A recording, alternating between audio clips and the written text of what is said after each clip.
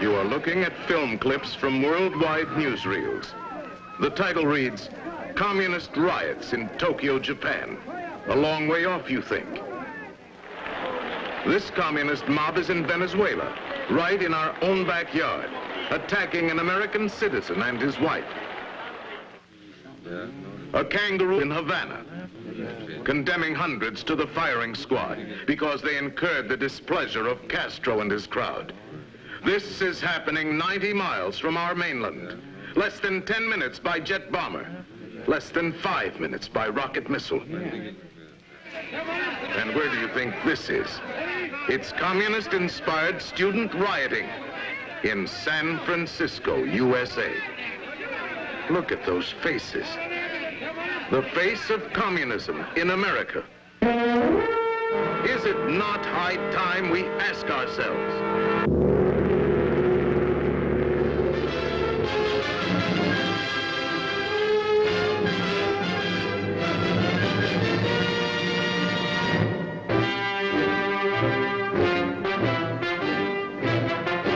Ladies and gentlemen, Mr. Herbert A. Philbrick. What is communism? I've been on the inside of communism. I still have contacts. From this knowledge, I tell you as simply and seriously as I know how. Communism is a lying, dirty, shrewd, godless, murderous, determined, as J. Edgar Hoover says, a criminal conspiracy. I'm choosing these words deliberately. As I travel around, I still have people say, well, why are you so hard on communists? They're just another political party like any other, and a poor minority at that, and so misunderstood.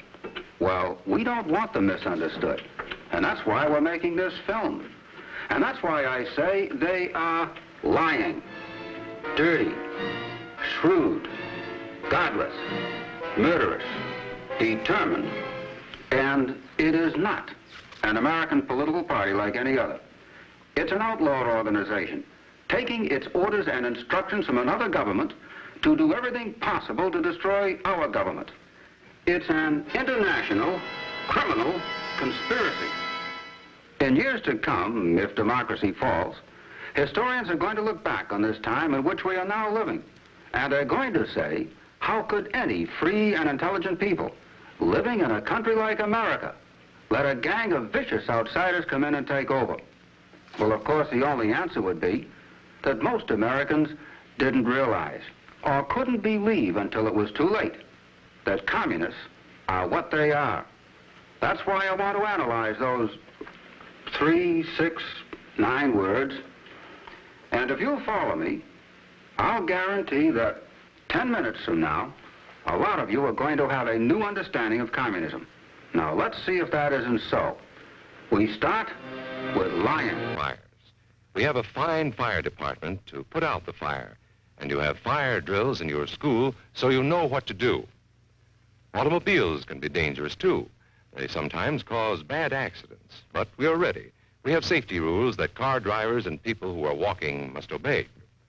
Now, we must be ready for a new danger, the atomic bomb. First, you have to know what happens when an atomic bomb explodes. You will know when it comes. We hope it never comes, but we must get ready. It looks something like this. There is a bright flash, brighter than the sun, brighter than anything you've ever seen. If you are not ready and did not know what to do, it could hurt you in different ways. It could knock you down hard or throw you against a tree or a wall. It is such a big explosion, it can smash in buildings and knock signboards over and break windows all over town. But if you duck and cover like Bert, you will be much safer. You know how bad sunburn can feel. The atomic bomb flash could burn you worse than a terrible sunburn, especially where you're not covered. Now, you and I don't have shells to crawl into like Bert the turtle, so we have to cover up in our own way. First, you duck, and then you cover. And very tightly, you cover the back of your neck and your face. Duck and cover underneath a table or desk or anything else close by. In Betty's school, they are talking about the atomic bomb, too. Betty is asking her teacher, how can we tell when the atomic bomb may explode? And her teacher is explaining that there are two kinds of attack, with warning and without any warning. We think that most of the time we will be warned before the bomb explodes, so there will be time for us to get into our homes, schools, or some other safe place. Our civil defense workers and our men in uniform will do everything they can to warn us before enemy planes can bring a bomb near us.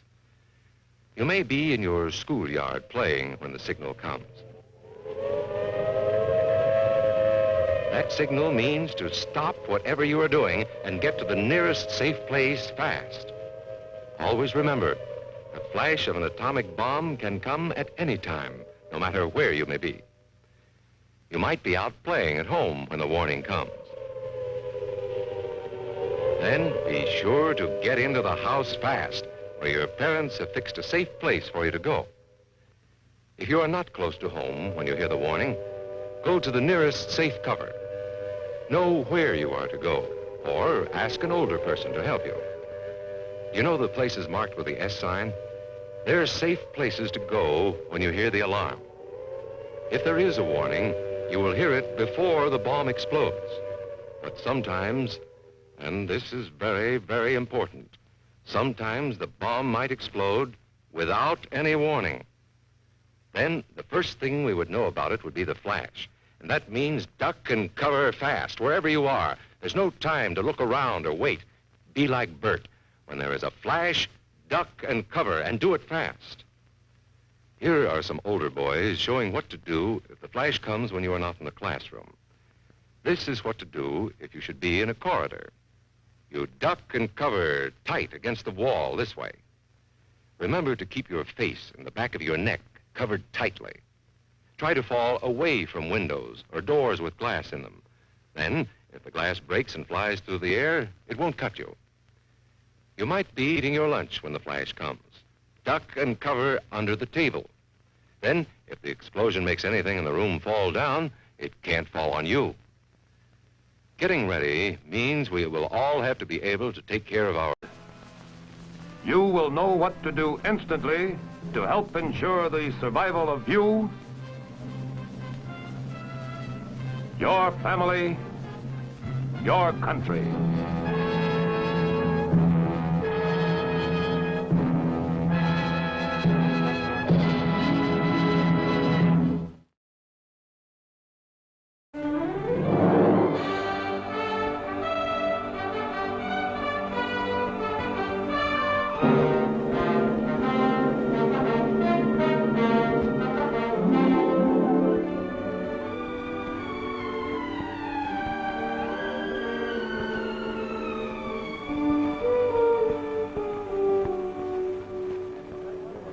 These people are in a public shelter.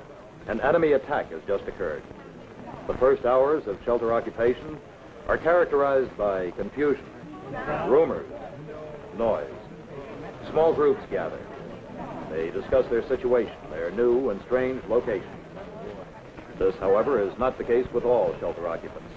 Some withdraw, freeze, become a member of no group.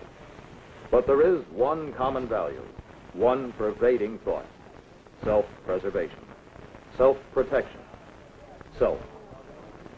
Social values must return before individuals will function as a group. Luckily, the needs to achieve this are few: organization, leadership, recreation, training, empathy with fellow shelter occupants. But these needs are led by the need for information. The quality of the shelter's information program will have a great effect on the success of the survival effort. Your attention, please. Your attention, please. All right, quiet down, please. Come on, hold it down. Let's listen to this. This is Governor Haynes. This is an official announcement. The nation has sustained a nuclear attack. Luckily, only a few of our cities have been hit, and our citizens are now entering into shelters. If we stay in our shelters, we will survive. Your local authorities will give you reports as they are received. In the meantime, remember, stay in your shelter. Positive information is reassuring. To get it, a radio is desirable. Providing shelters with radios is the responsibility of the community. But although it gives the big picture, the radio is an impersonal thing. What about our town, our neighborhood, our home? May I have your attention, please? Ladies and gentlemen, may I have your attention for just a moment? You've heard our governor.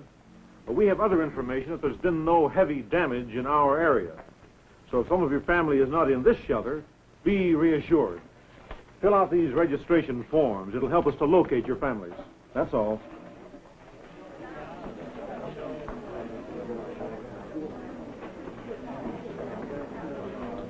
Evidence of informed leadership helps to establish control of the shelter quickly and to hold it. A major source of information for management is the Control Center. The Control Center provides the manager with operations information not given over the radio. Some of this operations information may also be used as general information to further inform the shelter occupants at the discretion of the manager. Because information is so important, the shelter's procedure for handling it